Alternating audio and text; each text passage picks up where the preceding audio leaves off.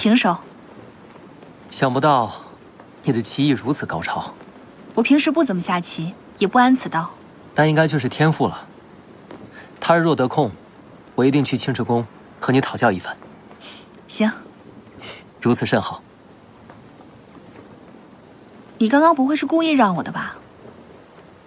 怎么会？茶也喝了，棋也下了，我该回青池宫了。是啊，时间确实不早了。要不要吃过晚饭再走？是不是吃完晚饭，你又该说夜深了，不如在你这儿歇一晚上再走？你怎么会这么想？人间的戏台上可都是这么演的。我从未看过戏。有时间我带你去人间看。好啊。我真得走了，也不知道后池和青木有没有拿到聚灵珠，我十分担忧此事。好啊。报！二殿下，妖皇率军亲自叫阵，说要求见殿下和凤冉圣君。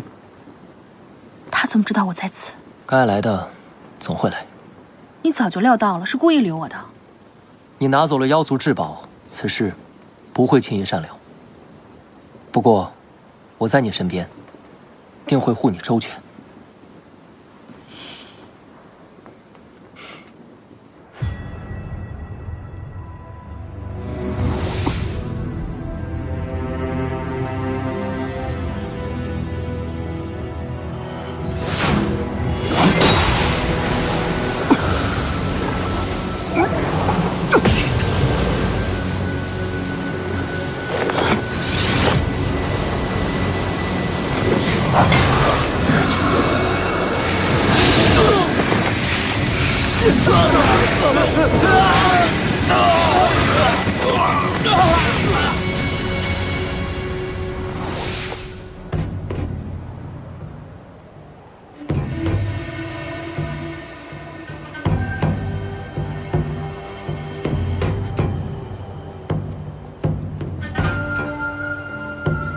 我已传令天宫，仙族士兵马上会赶来支援。妖皇，莫非你真想开战？只要把巨妖幡交出来，本皇即刻撤兵。妖皇，子寒神君没有同你讲吗？讲什么？巨妖幡是他借给青池宫的。笑话！此乃本族至宝，岂能外借？不信你去问他。那你为什么不回青池宫，反而去了景剑的营帐，并且一待就是2个时辰？关你什么事？凤冉与我有旧，找我喝茶下棋，与巨妖幡无关。解释那么多干什么？妖皇，青池宫借巨妖幡是要救人，是妖神深明大义，慷慨相助。你若不信，传个令语，问他便是。二殿下，这些年来，妖族示弱于仙族，一直备受欺压，好不容易盼到妖神苏醒，本以为能重振神威，一统三界，可没想到，将士们在战场上出生入死，妖神却几次三番为那青池宫的后池动摇妖族根本，如今更将妖族至宝如此随意地交给凤冉带走。如此下去，不必仙族来攻，妖族就已危矣。闭嘴！他是妖神，我们妖族的神，谁给你胆子这么说话？父神，此事不能轻易结果。青池宫的事儿咱可以不管，但眼下战况紧急，若巨妖幡入入天宫手中就不妙了。就算是青池宫向神尊借的，这也2个时辰了，该归还了吧？巨妖幡不在我手中，我已交给后池，有本事你们上天宫拿去。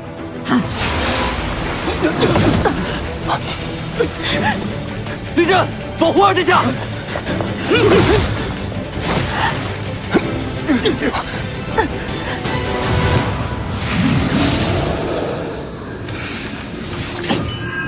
怎么会这样？煞气不是被封印在地宫中吗？我们还是来迟了。都怪我，当日太过草率，取走了镇魂塔。是必须与吴缓早有勾结，错不在你。都是我的错，为了救博轩，祸连了整个人间。今天就算散尽我一生的修为，我也要将这煞气再次震入地宫中。我在黄莲最高处以灵力布下结界，困住已经溢出的煞气。你在其中分而化之，将煞气一举清除。好，我与你一起。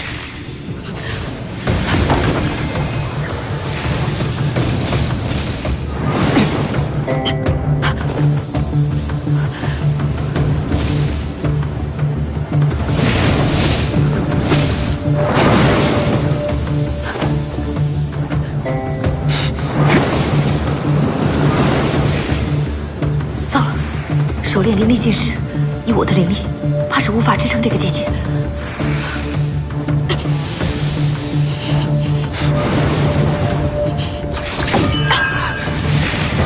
后池，你不要命了！你不用管我，快去净化煞气。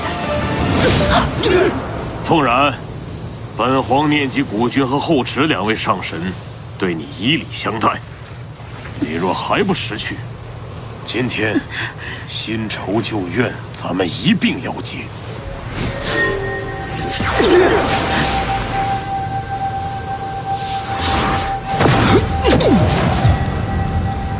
大哥，你怎么才来？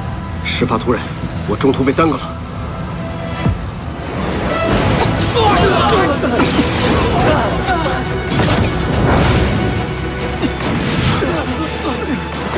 夫人，古君上神，本君才刚将此地煞气完全净化，你们就要开战？森简，你曾向我控诉，说仙族欺压妖族，可今日呢？你是真的想看见仙妖2族水火不容，陷入万劫不复之地吗？凤冉盗走了本族至宝巨妖幡，又和景剑走得亲近，我担心巨妖幡落入天宫，对我们妖族不利，所以过来讨个说法。此话当真？博轩灵石消散，需要巨妖幡救命，是妖神把巨妖幡借给青池宫的。灵石重聚，绝非一个巨妖幡能做到。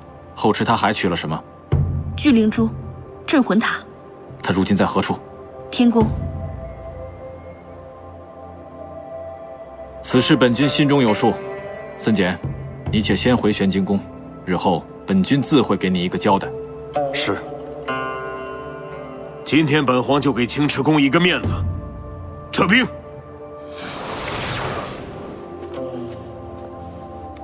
多谢古君上神出手相救。都是因为他。景剑，你还要和他在一块儿？大哥，景阳还要回天宫复命，告辞。等等，此事是因青池宫而起，本君与你一同回去。怎么，本君去不得？既然如此，神君，请。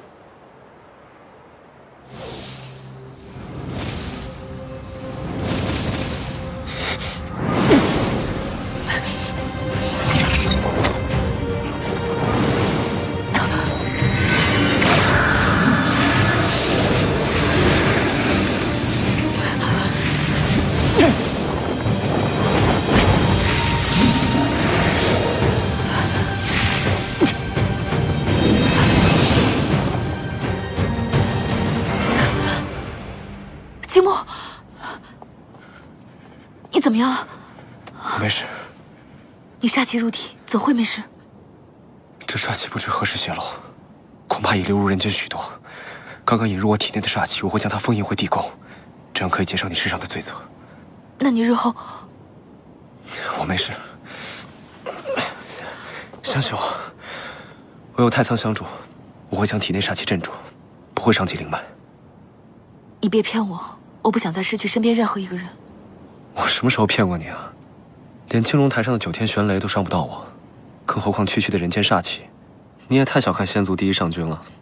你快去天宫，将煞气封印破裂一事告诉天帝。待我封印完煞气就去找你。还是我来封印煞气，你回天宫禀报吧。傻瓜，煞气在我体内，你要连我一起封印啊？快，没时间了，我们还要回青池宫救博玄呢。你别再受伤了，我们在天宫见。后池，自青龙台后，我早已认定你，无论将来发生什么事，我都陪你一起承受。是我连累你，亏欠你太多次了。待此事了结，我会把下辈子的福气都给你。好，怎么给我？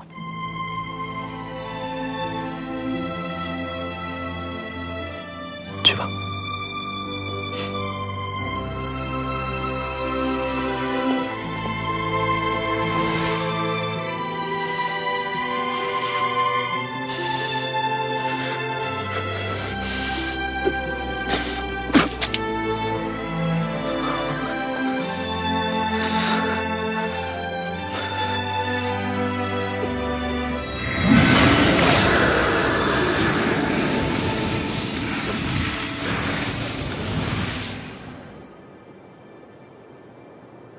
父神，由于事发突然，我来不及调动三军，只好孤军赴险，最终让仙族受损，还请父神降罪。陛下，妖族戕害我族将士，还请陛下断不要轻饶。请陛下严惩妖族，攻入玄机宫，为死去的天兵天将报仇。妖皇突然率兵压境，还与你们交手，景阳构陷上神之罪很重，想清楚了之后再说。凤冉受后池的指使，从玄金宫偷走了巨妖幡，还躲入了二弟的营帐之中。妖皇怕巨妖幡落在天宫，挑起战争，就是为了抢回巨妖幡。景剑，可有此事？回父神，凤冉他确实拿走了巨妖幡，也去了我的营帐。可是他……我们被妖族包围的时候，还好古君上神及时赶到，才救了我们一命。还请父神明察。巨妖幡确实在后池身上，但并非凤冉所盗，乃是妖神心甘情愿借予我青池宫的。妖皇并不知情，所以率军前来讨要说法。我也与他了结了此事。至于此役阵亡的天宫将士，青池宫自然会给他们的家人一个交代。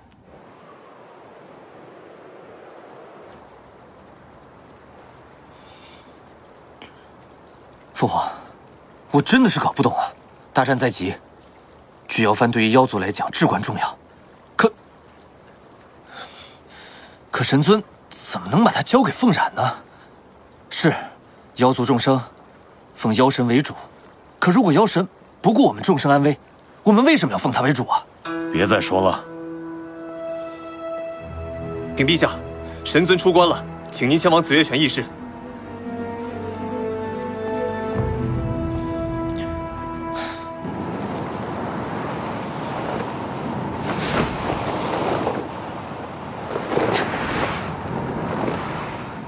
夫人，我去了天宫，他们说你在人间镇压煞气，还是去晚了。有一些煞气已经流入人间，我现在就去天宫请罪。这三宝你带回青池宫，请父神为博玄重聚灵石。神君就在天宫。父神为何会在天宫？罗刹地出事了，妖皇以巨妖幡被盗，攻入罗刹地，仙族损失惨重。他让你带着三宝尽快回青池宫，封住山门，不要出来。他会在天宫为你担下一切罪责。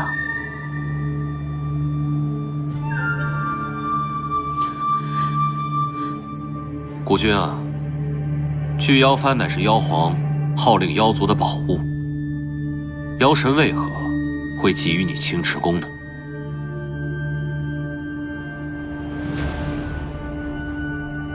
本君历世6万载，从未有过一句虚言，信与不信，随你。上神此番话，恐怕难以堵住三界的悠悠众口。父神，儿臣可以证明，那巨妖幡确实是妖神赠予后池的。二弟，你如何证明？难道你看到了吗？他确实不能证明，但是本君可以。子涵，我家神尊让我带给你们先祖一句话：巨妖幡是神尊借给后池神君的，并非青池宫所盗。至于罗刹地兵祸，青池宫理应担责，但天宫和玄金宫难道就没有责任吗？仙妖两族争斗6万年之久，积怨已深，就算是没有误会，也很难止息兵戈。古君上神，我倒想问一问，后池与妖神究竟是何干系？妖神不惜送出巨妖幡，还千里迢迢遣子涵证明他的清白，究竟是后池与妖神暗通款曲，还是你们青池宫与妖族早有勾结？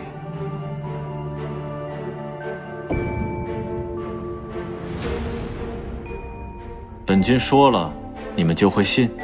那方才本君一言，怎么无人相信？既无人信，本君又何须多言？若陛下还有疑问，请到玄金宫，与妖神一叙。我要回青池宫，去给天宫阵亡的将士们善后。告辞。陛下，巨妖幡一事虽已澄清，并非后池神君一人所为，但刚刚下界来报，镇魂塔丢失，煞气肆虐人间。后池身为上神，竟罔顾苍生，请陛下决断，严惩后池神君。碧玺不是说过，人间煞气可以封上几日？为何人间还是遭了劫难？陛下，总归此事与后池上神有关。若人人皆效仿清池宫夺宝乱世，这3界何以为安？请陛下严惩后池神君，收回镇魂塔。我清池宫行事，何时需要天宫指手画脚？天帝对镇魂塔一事早有决断，尔等若是再纠缠，本君不介意荡平此地。什么？这太狂妄了！孤君，父神，父神，对不起，今天又给您添麻烦了。别担心，有父神在，绝不会让你受半点委屈。父神不是教过我，人不怕犯错，但是犯了错一定要认罚，错便是错。我是您的女儿，这所有的一切应该由我来承担。后池身为上神，明知苍生之重，却因一己之私，罔顾众生，连累他人，是后池之错。天帝对后池的责罚，乃是正天规，就算后池应罚，也愧对真神的嘱托，天下众生。所以此时此地，后池愿当着众神仙的面，加重自己的责罚，以儆效尤。自罚？你要如何自罚？后池偷盗神器，为祸众生，自知罪孽深重，所以今日便削去自己的神位，向天请罪，愿以身受之，入神隐山100年，消除煞气，忏悔自己的过错。后池，你可知此自罚有多重吗？唯愿天帝可以免去对青木所有的责罚，这一切罪责由我来承担。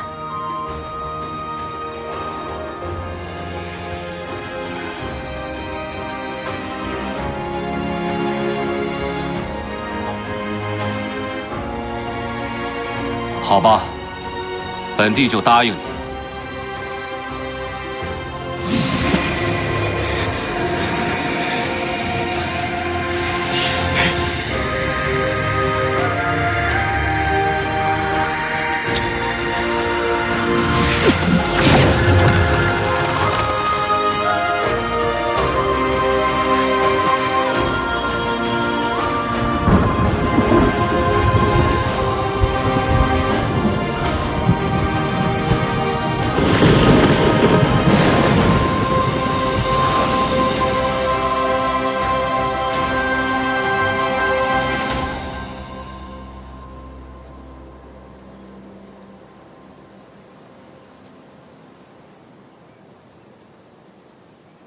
父神，对不起，我知道方才在殿中太过冲动，可是我看不得清池宫遭人诟病，所以你就放下了父神，放下了青木，选择自我放逐。父神，这世界上没有两全法。我为了救博玄，连累了青木，害了世人，这本就是我的错，我应该受罚。只要博玄还有一线希望，那这所有的一切，我愿意承受。父神问你，倘若有一天，博玄醒来了，但他已经不再是当初的他，你也不会？不会，只要他平安的活着，就够了。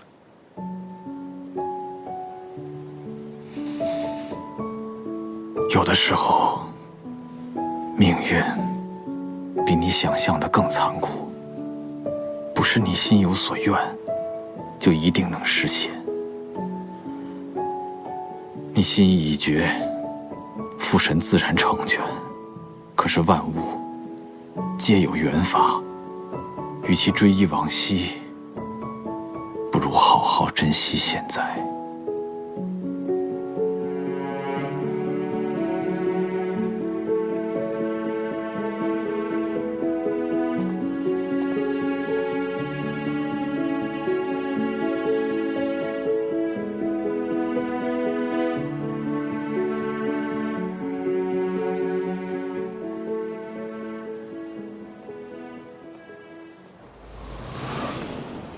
青木，你怎么这么虚弱？后池在哪儿？我也是关心你的身体。多谢公主关心，待青木回到青池宫，自会疗伤。青池宫？你回谁的青池宫？后池已经在玄天殿认下所有罪行，父神免去了对你的责罚，你不需要回北海面壁思过了。什么？后池呢？天帝怎么责罚他？他自降神罚，被放逐神隐山100年。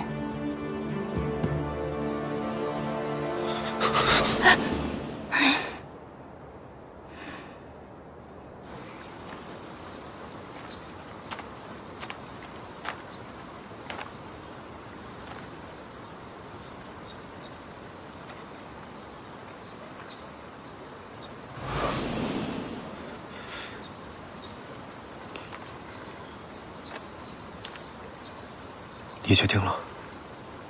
是。忠先为正，绝无更改。也好，那我也不回北海了。3日后，我陪你去神隐山。青木，你不能同我一起去神隐山。你在人间皇陵是怎么跟我说的？下半辈子你不愿意跟我一起吗？你对我的承诺就这么不值一提吗？不是你想的那样。100年之后，我定与你在一起。你可不可以再等我100年？凡人一世也不过100年，你觉得100年时间很短吗？还是在你心里我没有那么重要？对不起，我说错话了。青木，你是我最想珍惜的人，我怎么能弃你于不顾呢？怨我，是我没有护好你。青木，这是我自己犯下的罪过，应该由我自己来弥补。我答应你，这100年，我一定会天天想着你，念着你，好不好？你不想着我，念着我，你还会想着谁？我只是，你不在的这100年，我不知道该如何度过。既然如此，你可愿对着我，对着父神，对着天地，许下白首不离的誓言？这有何难？后池，你这话什么意思？北海上君青木，那日你在青龙台说要以身为聘，求取青石宫神君后池的誓言。等过了这道天雷，我们还回青池宫，看青池宫春景，百花百山。古君上神，下君青木愿以身为聘，迎娶后池上神。古君上神，青木待后池之心，日月可见，诚心求娶。也许我与后池，最终都将由真神来代替，但我与后池的情是真挚的，是比我青木性命还要重要的东西。若我现在放弃，将来定会后悔。还望圣君成全。我们大婚将及，本君自然可以做主。青木，你们要成婚了，古君可允了？当然，古君已经答应我和后池的婚事。是否还作数？作数，当然作数。我北海上君青木，心愿后池神君，愿娶为妻。白首不离。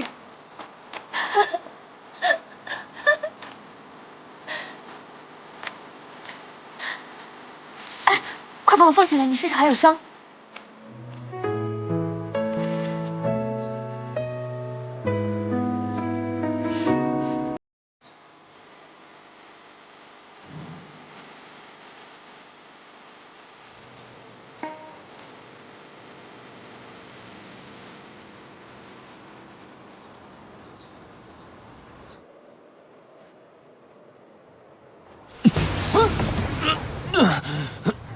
孙羽一心为了妖族，没有说错。孙宇，神尊手下留情，孙宇年幼，请再给他一次机会。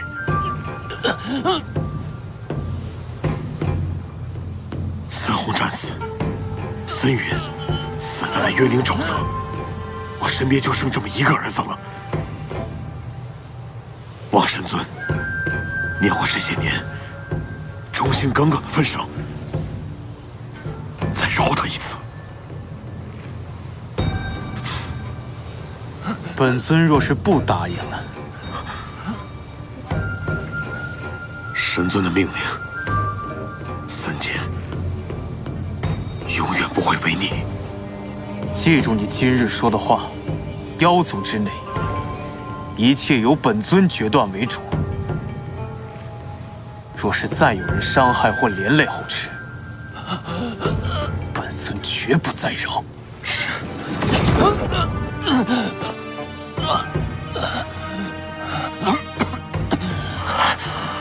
父王，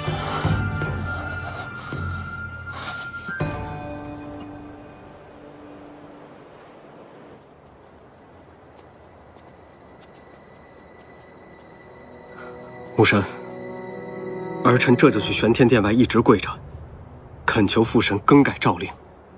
大哥，父神这次是铁了心了，你就算是多跪上几日，他也不会见你的。可青池宫和妖族本就牵连不清，母神这么做也是为了仙族大局啊！父神为何要责罚母神？如此一来，还有何人会敬重天宫、敬重母神？是父神糊涂。大哥慎言。杨儿，雷霆雨露皆为君恩。你父神既然下令，母神去九幽便是。是儿臣无能，是儿臣没有护住母神。好孩子，你的孝心母神多懂。母神离开之后，你一定要照顾好昭儿，切莫让她受了委屈。母神，记住，有任何事情，用语令传信母神。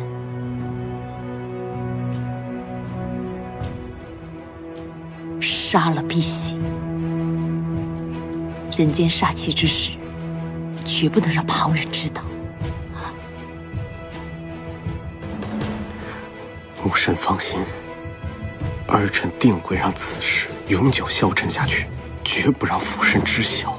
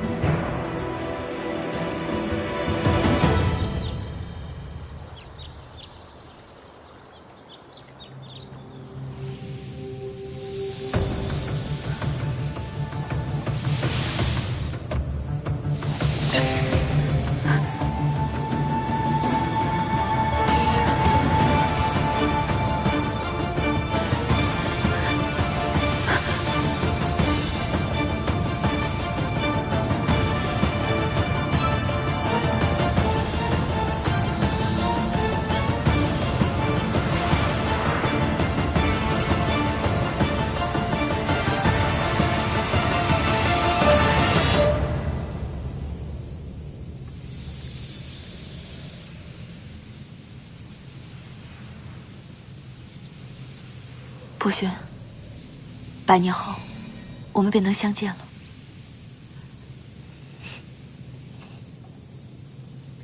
博轩啊，我希望你能在里面安心养着，100年不够就200年，能养上个300-500年更好。不，最好上万年。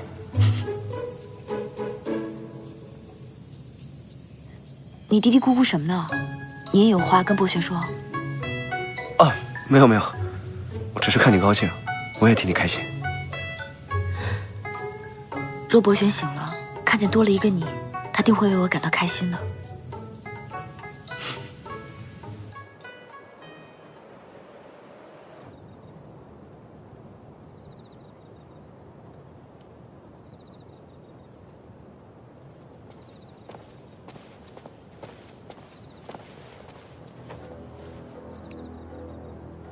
母神被父神贬去九幽，而你却安坐在紫松殿。景监，你心中究竟在想些什么？是母神所为太过了。父神若真的要处罚母神，早就削去他的神位。父神如此决定，也是为了母神好。母神所做的一切，皆是为了天宫。你宁为青池宫的人求情，都不愿意为母神多说一句。那可是生你养你的母亲。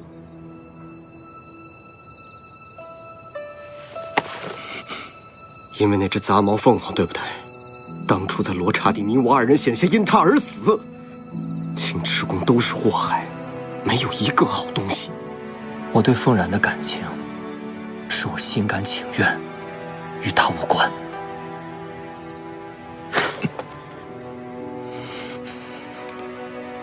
我其实早就该明白，你的心早就被这只野凤凰勾走了，掏空了。从此以后，你这里有他没我，有我没他。大哥，大哥！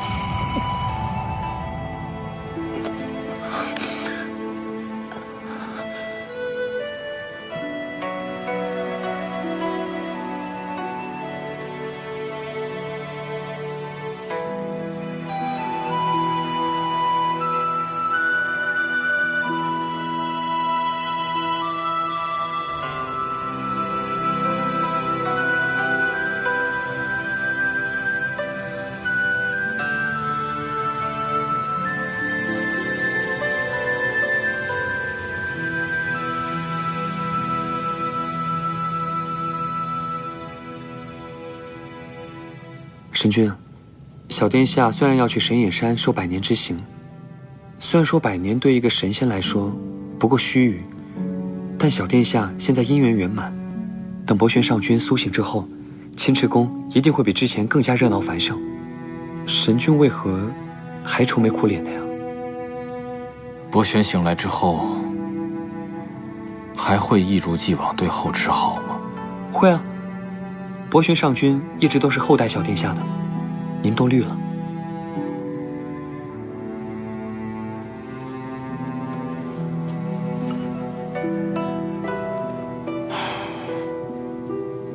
听说人间成婚有个规矩，新婚夫妇成婚之前不可相见，以图吉利。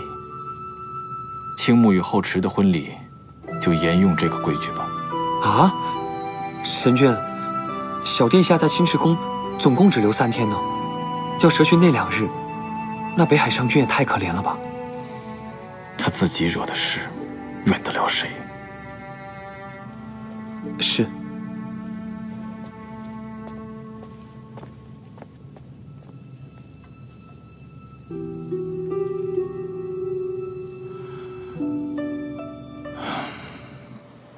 神君有令，大婚之前绝不可以让小殿下和北海神君私下相会。放心吧，贾野，别说是一个大活人了，我们保证，就连只公苍蝇都进不了小神君的房内。哎，你们说这神君是不是没事闲的？像青木上君那样灵力高强、玉树临风的女婿，打着灯笼也找不到第2个呀。他还硬要这么做。第2个，其实还倒真有一个。不就是那躺在池底的博玄上君吗？别胡说了，博玄上君终日里戴个面具，冷冰冰的，除了小神君谁也不理，哪有半点好？要真比起来，一定是青木上君赢。可是我听长雀说过，博玄上君灵力高强，所到之处寸草不生，而且他为人又那么低调谦逊，最是温和不过。那又如何？就算再好，博玄上君现在不也是晕过去了吗？好了，比什么比啊？世间男子大都一样，为了讨好女子，不是送些珠宝首饰，就是送些衣裳脂粉。要我说啊，谁能入得了小神君的法眼，谁就能略胜一筹。你笑什么？再笑我烧了你信不信？还笑？我烧了你信不信？上君，您都听到了？听到什么？哦，你说博玄的事啊？本君已经听到了，你们说的特别对。博轩英姿飒爽，确实比本君了得。这不过是刚刚在路边拾到的俗物，并非为后池准备。本君还有事，告辞。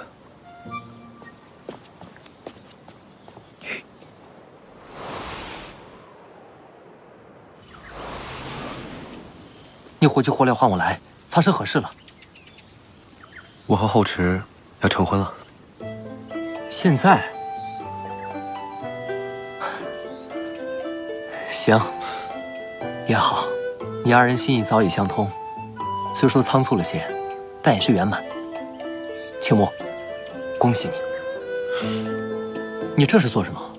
我与后池行来不易，一路以来多亏你的帮助和支持，青木，感激不尽。你我二人无需这么客气。你今天叫我来，不光是为了道谢吧？我着实是没有什么经验，所以想问问你，在成婚之前，送些什么给后池才比较合适啊？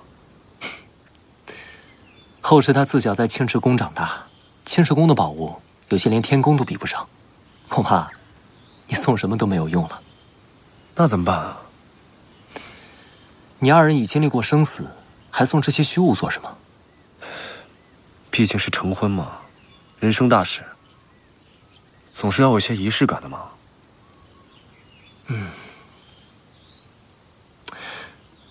俗物不行，送活物如何？你想一想，送他什么，他可以带去神隐山？对啊，我知道了，谢谢兄弟。你倒是比我幸运得多。我这一腔赤诚和心意，怕是说都不能说了。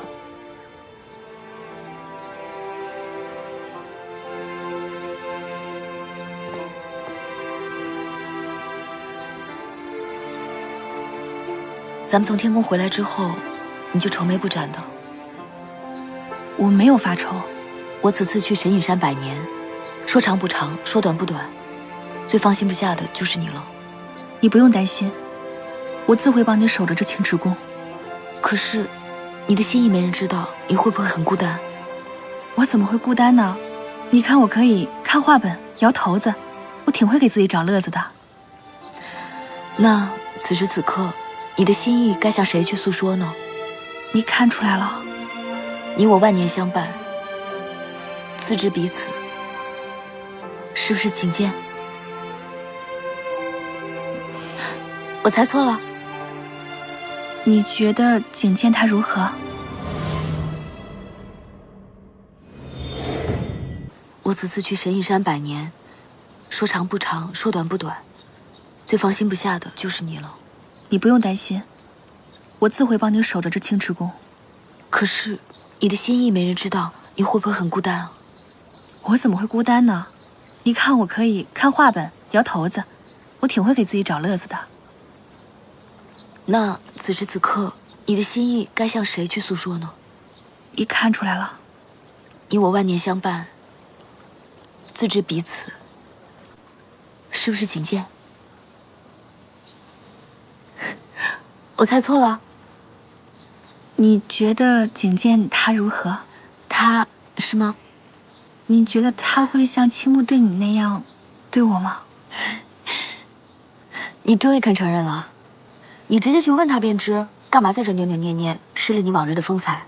这要是换做旁人，我定把他绑来青池宫问个痛快。可偏偏他是景剑，是景阳的弟弟，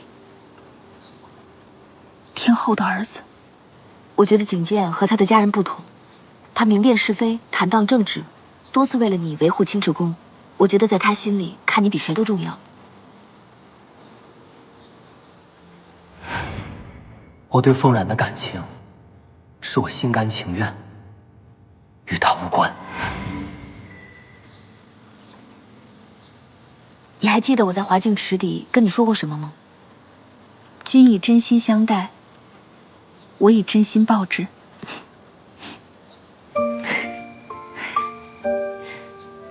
哎，完了，神君让我帮他采买一些东西，我给忘了这件事儿。后池，谢谢你。我先走了。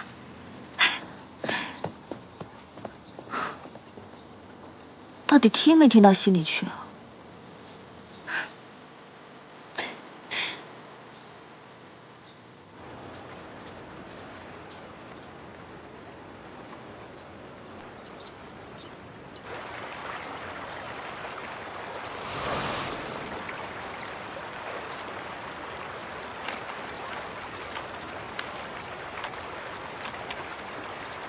你怎么在这儿？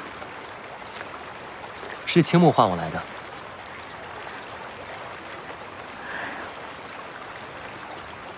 我收到你送我的药了，谢谢。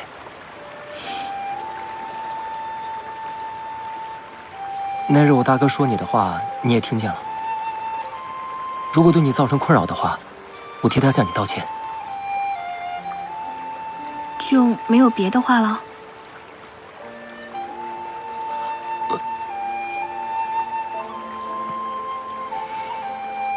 没有了。男子汉大丈夫，动心便是动心，未动心便是未动心，你就不能给句痛快话吗？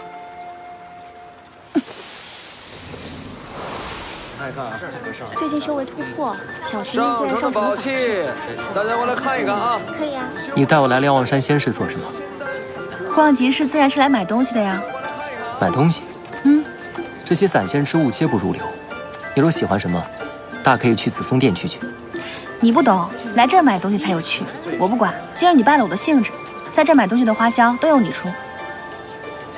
好，你喜欢什么，我给你买。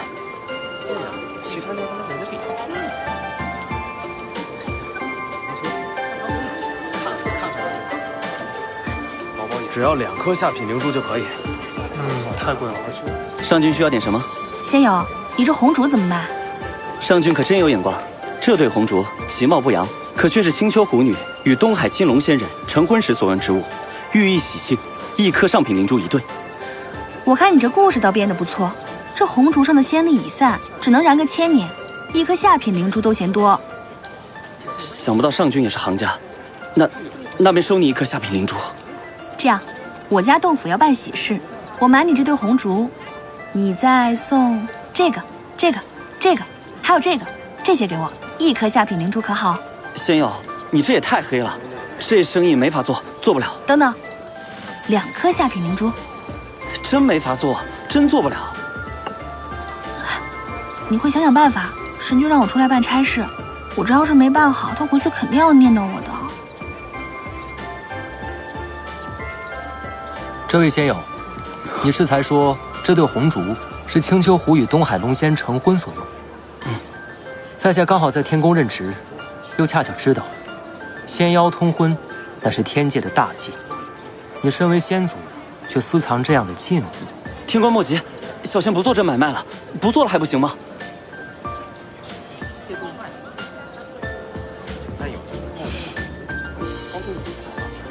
？1颗下品灵珠换了这么多好东西，今日啊可真是赚大发了。既然方冉上君已经满意了，那是不是可以原谅我了？就这么点东西你就想打发我？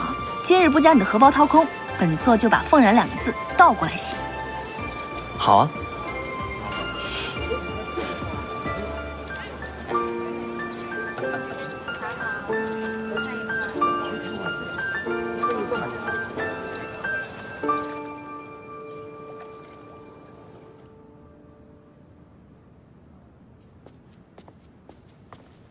好吃。你怎么来了？父神不是说婚前不能见面吗？放心，家爷他们已经被我收买了，我是来给你送这些的。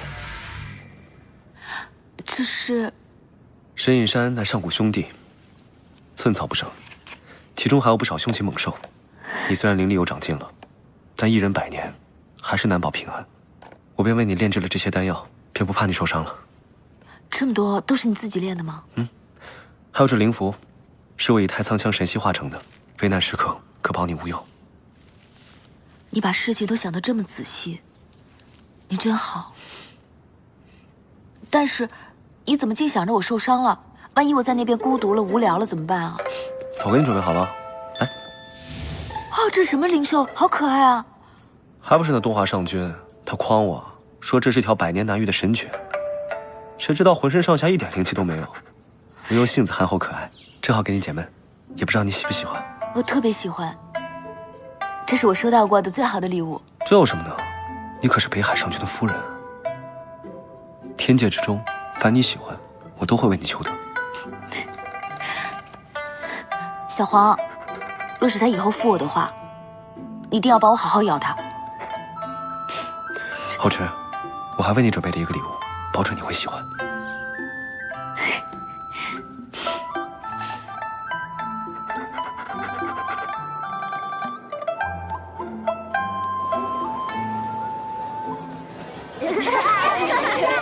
地北城，后池上神，还请随相公前去。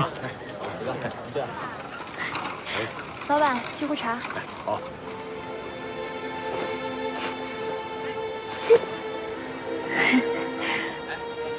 这是你教的吗？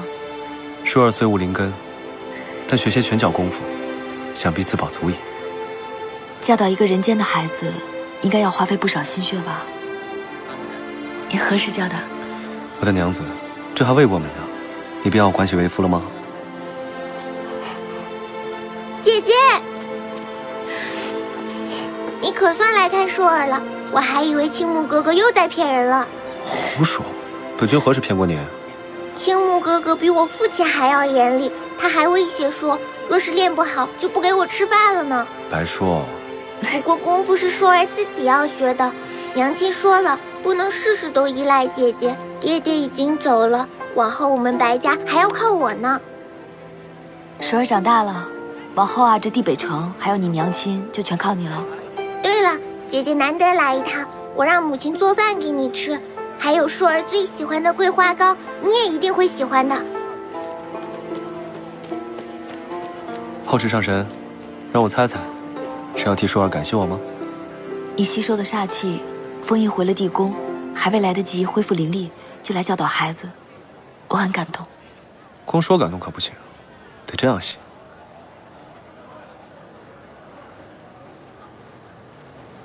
真甜，比桂花糕还要甜。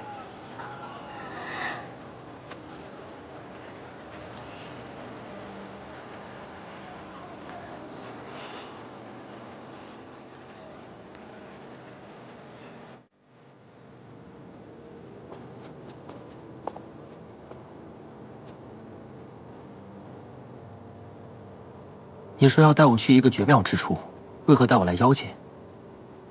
你看，你从小长在天宫，肯定没有看过这么美的晚霞，带你来开开眼。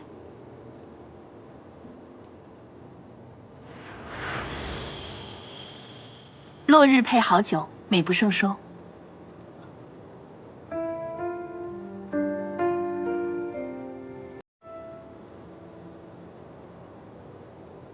听闻渊灵沼泽雨后的云霞是3界一绝，今天一看，果然名不虚传。我从小就在妖界四处晃荡，常常独自来这看日落。老头子经常满山找我，找不到我的时候呢，便拿红雨换我。我一直说要给他报仇，但时到今日都未能血债血偿。如若景阳不是你大哥，我早就动手了。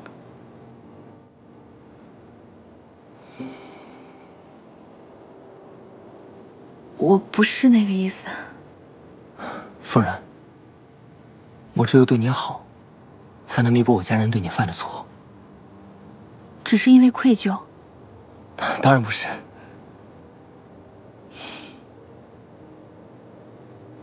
数万年过去了，落日没变，看落日的人却变了。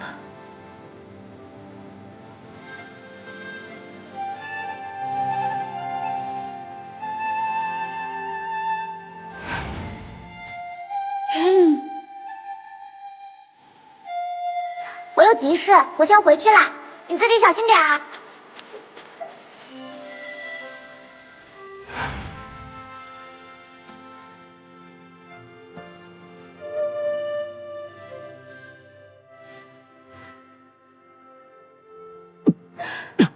慢些喝，没有人跟你抢。夫人，刚才是我失礼了。你知道我为什么带你来这儿吗？晚霞虽美，却是短暂，就如同人生漫长，也不过是茫茫天地中的沧海一粟。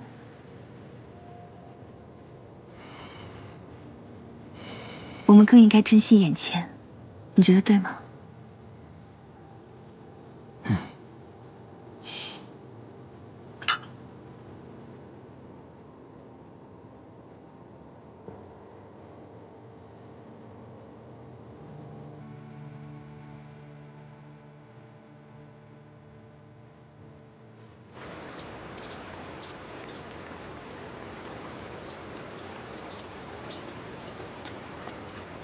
夫人，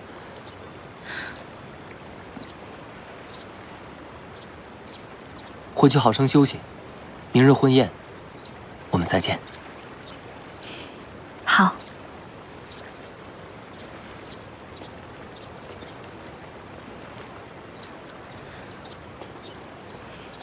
简简，我有话对你说。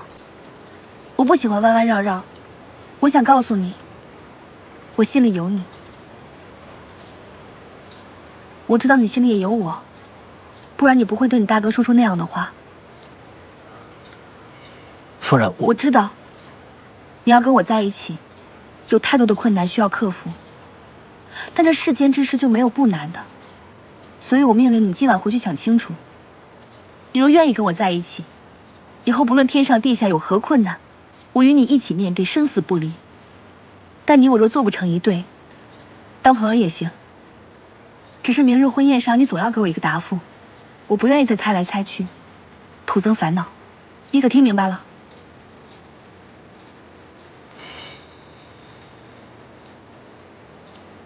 那就这样吧，本君先回去了，二殿下慢走。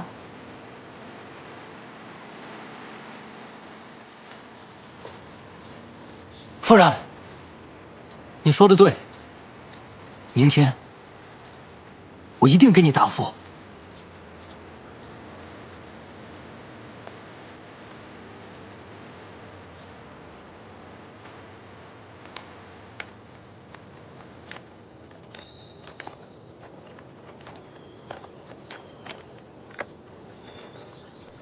你昨日你说婚礼之事你已经准备妥当，不知我突然改变主意了，可还来得及？当然来不及，婚姻大事不能随便更改。你想到哪儿去了？不是你想的那样，我此生非你不嫁。吓死我了！我以为你不想嫁给我了。你刚刚说此生非我不嫁，能不能再说一次？我是说，今天我去了趟人间，突然想同你像平凡夫妻那般，对着天地日月行礼，身边只有真心祝福我们的家人和朋友，而不是迎来送往的宾客。不知我这突然的想法是否会辜负你提前准备好的婚礼？不会，这有何难？一生只有一次的承诺，只要你想，一切都来得及。那我们就做最平凡的一对夫妻。我们有很长很长的岁月，可以白头偕老，又可以生很多很多的孩子。我呢，叫他们斩妖除魔；你呢，就叫他们琴棋书画，怎么样？清墨，我不会琴棋书画。我可以先教你啊。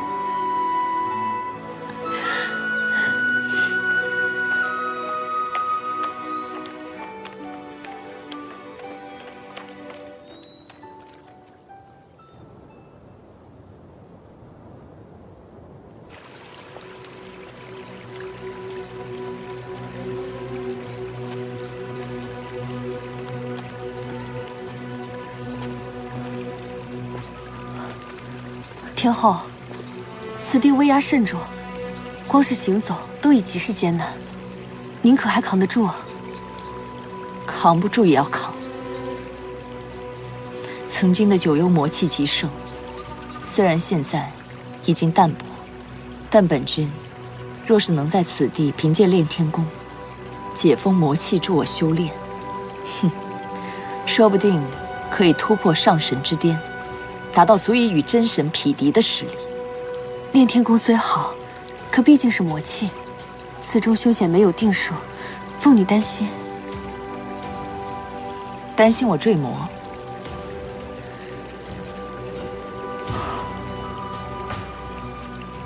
我也知道此事凶险，但我拼尽全力，也未能将后池夺三宝之时重创青池宫，还连累目光对我失望。若此时再不拼上一把，我怕我没命享受天后之福。天后言重了，何至于此啊？我与真神的过节，岂又是这一桩？炼化之时，我自会小心。为了养儿见儿招儿，也定不会让自己走火入魔。天后，莫要再劝，回去吧。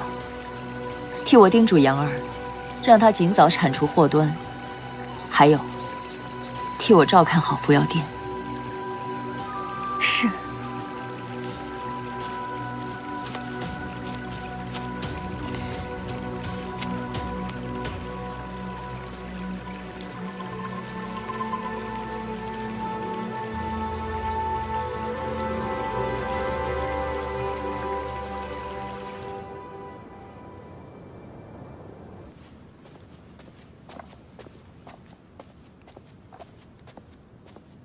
父神，你若也是为了你母神求情，便回去吧。本帝心意已决。女儿听闻父神身体不适，特来探望。母神之事，昭儿不会多言，一切但凭父神决断。父神，您来尝尝昭儿为您做的补品吧。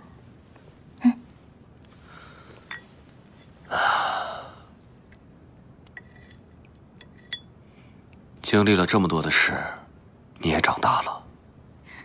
以往呢，是昭儿不懂事，经常惹父神担心。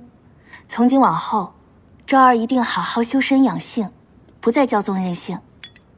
父神，您可要保重好身体，三界的安宁可还仰仗您呢。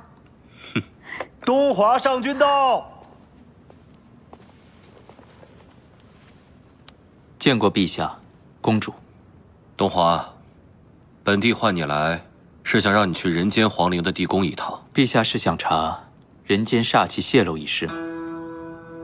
煞气肆虐人间，虽然是后池夺镇魂塔而起，可碧玺守塔6万年，以他的灵力，就算失了塔，也应该可以阻止几日才是。此事在本帝心中一直不安。你去查一查，看看是不是本帝多疑了。是，夏君这就去人间探查，一旦发现蛛丝马迹，立刻向陛下回禀。有劳了，夏君告退。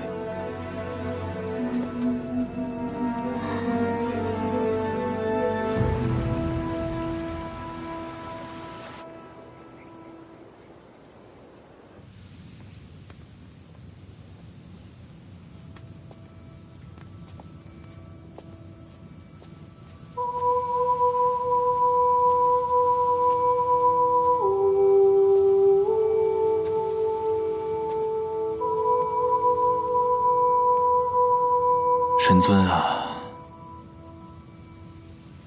他们去人间成婚了，这一切并非您所愿。这6万年，我对您言听计从，但这一次，我想按照我自己的意愿行事。若将来您要怪，就怪我吧，不要怪青木，更不要怪后池。这6万年的时光里，不知不觉，我已经将后池当做了我的亲生女儿。我只愿她幸福，哪怕这幸福对她而言不能长久，也是一场极其珍贵的花火。后池这一世过得太委屈了，说到底，还是我们亏欠她的呀。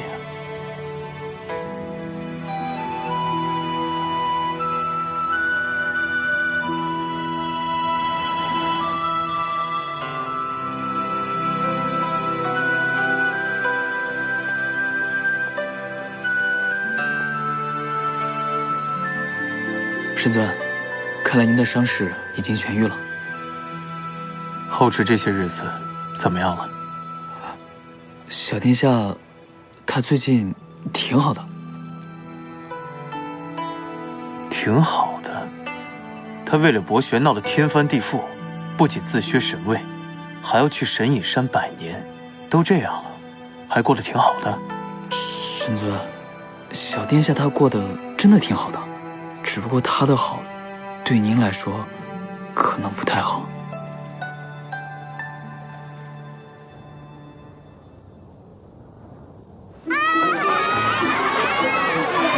小心点儿！哎，他们来了。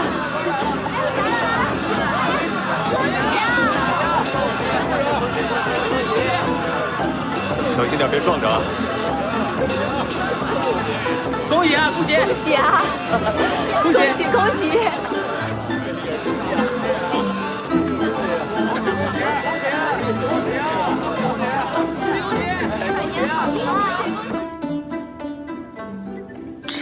张婶儿，这不必了吧？姑娘，新娘子出嫁都是这般打扮的，您可不能坏了吉祥如意的规矩啊！那咱们一切从简。后池姑娘，这成婚啊，乃人生大事，一生只有一次，哪能从简呢？这该有的呀，我都给你置办好了，一件都不能少。这事儿啊，还得听咱们过来人的。是啊，姑娘不知啊，这新娘子的发髻梳得越高，那今后的日子就会越好越红火。哎，您瞧着，我是给您梳那个8宝莲花9层冠呢，还是这丹凤朝阳4象簪啊？我后悔了，我就应该待在清池宫等3姐来贺。呸呸呸！这大喜的日子，姑娘说什么晦气的话？今日可反悔不得！一会儿您吃些蜜饯，讨讨吉利啊！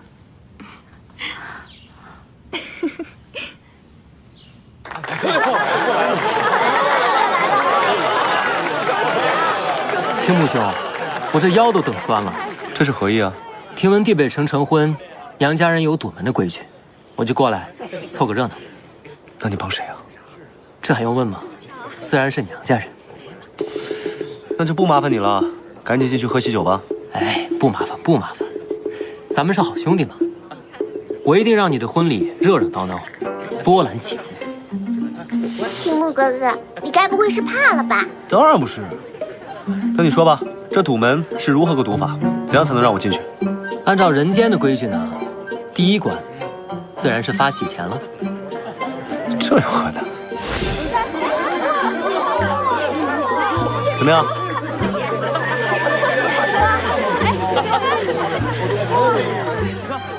勉强算你过关。大家觉得可以过吗？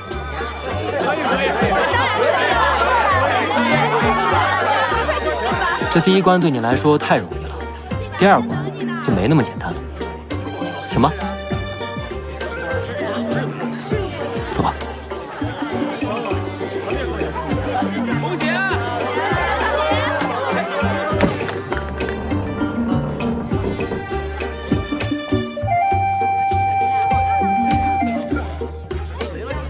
这又是什么意思？今日大喜，若是比仙法的话，未免太不雅了。不如我们玩一个游戏，你若赢了，我便同意你迎娶后池。这4个人中，有1个人是真正的后池，但是你不能碰他们。若你选中了，本君就算你赢了；若你猜错了，不但这个婚礼罢了，你的洞房之夜都在推迟100年。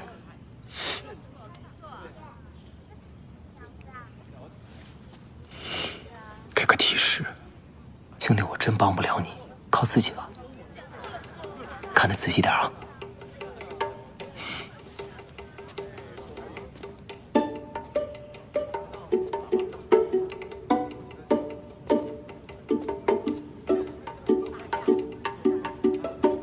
娘子，相公，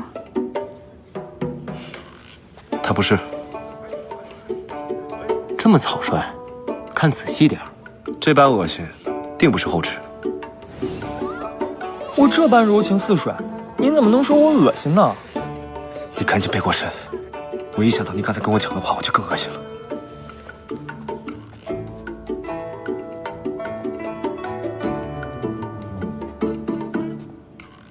后池的腰怎么变得这般粗壮了？混账青木，说谁腰粗呢？当心我抽烂你的嘴！好，你竟敢诓我！只说不可以碰，没说不可以诓啊！诡计多端！你们几个，大喜之日，在胡闹些什么？还请恕罪，我们不敢了。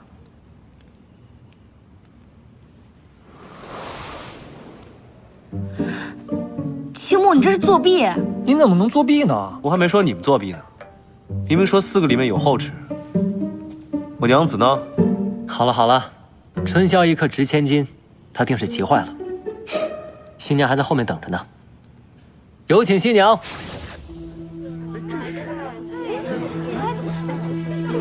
景渊，本尊还未同意，谁允许你娶后池了？这个婚事是后池他爹。住嘴！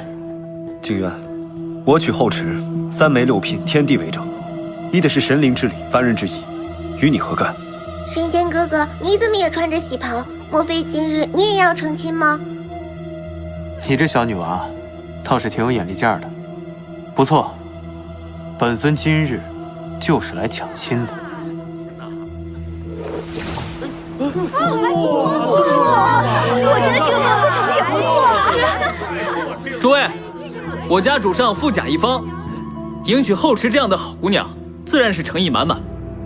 来，诸位父老乡亲们，不要客气，今日且看看这新郎官到底谁做得。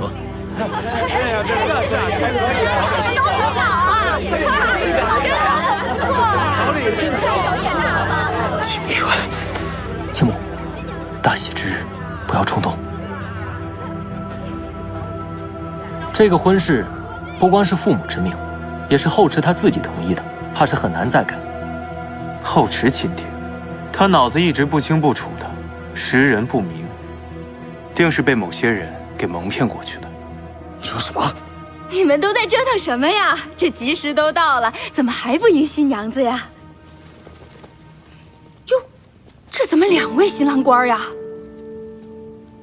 这是他们3个人的事，就交给后池吧。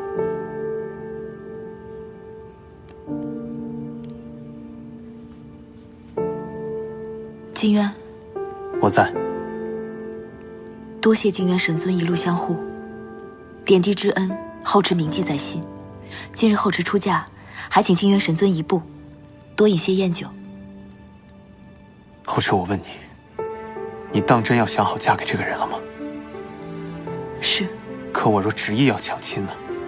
金渊神尊，你明知我不是他，我是我。你对我好是因为上古，而不是因为后池。从今往后，不要再把我当成他了，好吗？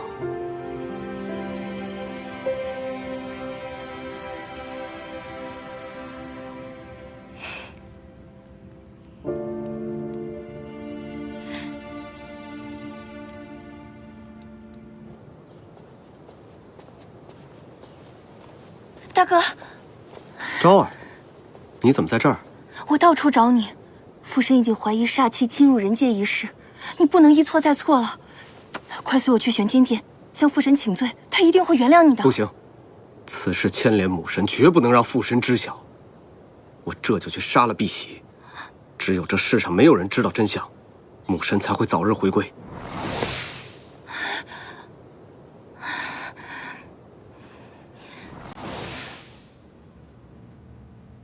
主上说了，这日子他瞅着难过，便不来收礼了。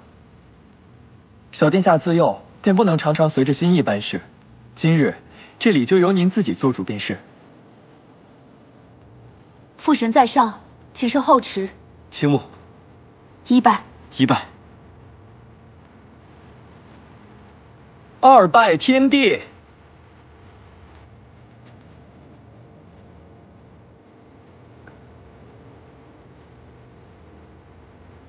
夫妻对拜。时续牵引，温热掌心握紧，抬头时也吻过的流星，长长身影，朦胧中依然清晰，寸一寸光阴换回你，一生一默总是细腻，直到遇见你，前方白旗，等下一世晨曦，重新再相遇，毫不犹豫，银河里陪你去远行，娘子，彼此感应，靠近，三言两语。你这都还没有过门呢，新郎官瞧把你急的，你就不能矜持一点？有什么好矜持的？这声娘子，我早就想叫了。从今往后，后池就是我倾慕的娘子。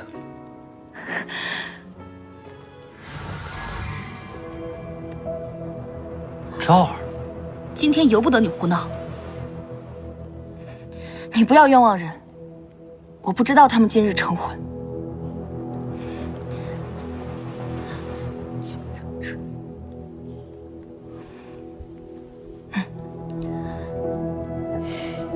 后池，青木，我家中有事，要先行一步。景剑，是不是有什么事啊？需不需要我们帮忙？说起来这事，还和后池脱不了干系。昭儿，不得多嘴。感谢诸位来贺我和青木的新婚之喜，酒宴已经备好，请大家移至偏厅吃酒。神仙姐姐，还请白夫人和硕儿帮我们招待大家。姑娘放心。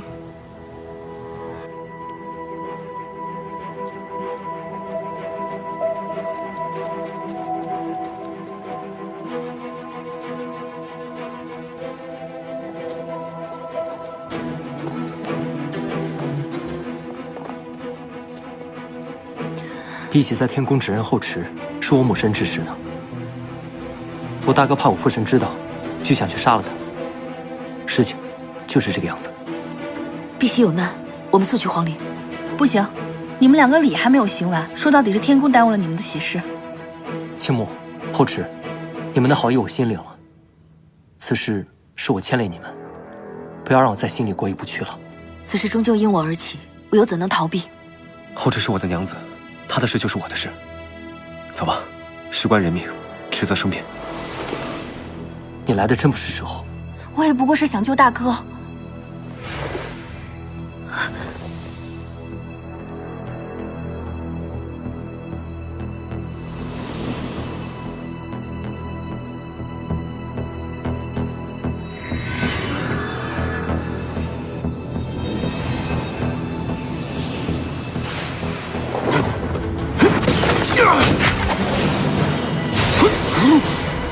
我劝你还是立刻束手受死，何必做困兽之斗？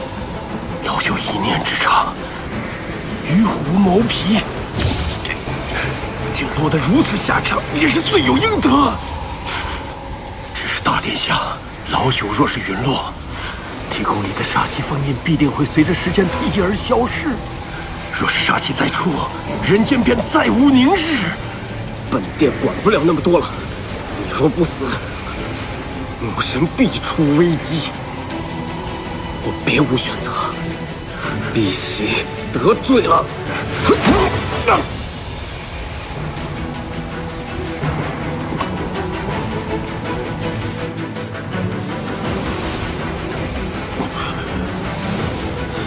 住手！昭儿，大哥，住手吧！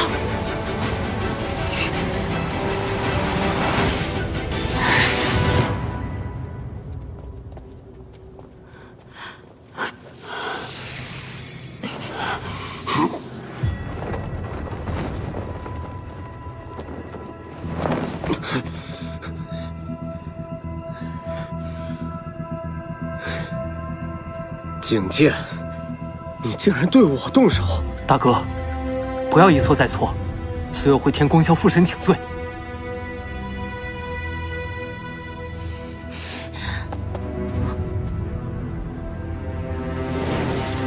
昭儿，你也不想大哥一错再错，为何又要拦我？二哥，我本来也是这么想的。可若父神追究大哥，母神也会受到牵连。若三界知晓地宫煞气是母神指使大哥所为，那他就……大哥他放出地宫煞气，弑杀仙族同僚，罪行危及三界，怎么可以姑息？就算此事牵连母神，我也绝不会寻死。三界，你和父神的眼里就只有三界，没有我们这个家。母神已经被贬到九幽，难道他受的苦还不够吗？若父神知晓此事，不仅大哥的性命堪忧，母神他就永远都回不来了。二哥，此事你不仅不能告诉父神，你还要求青木和后池也不要说，否则我们这个家就真的散了。昭儿，我已念在一家人和睦之情，心有徇私之心，你怎可因包庇家人，而再强求他人呢？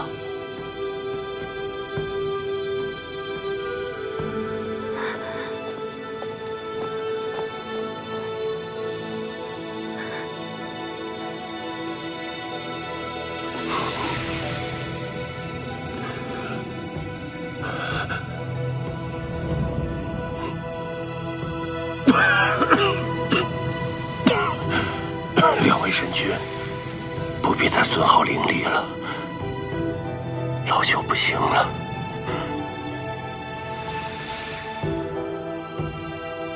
都是我的错，若不是我执意带走镇魂塔，也不会发生今天的一切。神君不必自责，一切冥冥之中自有天定。6万年来，神界尘封，真神绝迹于世，人间兵灾不断，天祸连连。我不忍人间受苦，与天后勾结，一时糊涂，反遭利用。如今一死，也是罪有应得。只是必惜身死，煞气再无人镇守，人间必定生灵涂炭。我实在有负白绝真神所托。上君请放心，这100年间，我定会涤荡煞气，守护人间。